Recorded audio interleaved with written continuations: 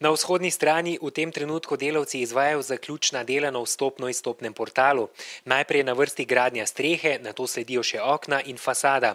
Na tem mestu bodo uredili tudi športno trgovino in smučarski servis. Medtem ko na tej strani vidimo, se vršijo dela glede konstrukcije garaže, kjer se bojo garažirane same kabine. Garaža je bila po besedah Ribiča nujno potrebna, saj do sedaj za gondole ni bilo ustreznega mesta.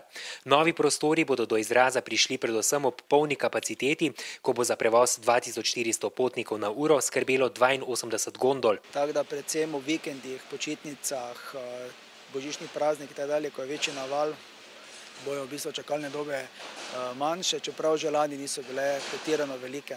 Če bosta terminal in garaža končana še pred zimo, pa to ne velja za vmesno postajo, ki naj bi se nahajala na območju nekdanjega 4. stebra. To je zdaj težko reči, da bo točno vmesna postaja prišla. Najprej je bilo treba narediti zasnežitev Jonatanove proge, da zagotovimo sneg, da ima vmesna postaja pravo funkcijo po zimi.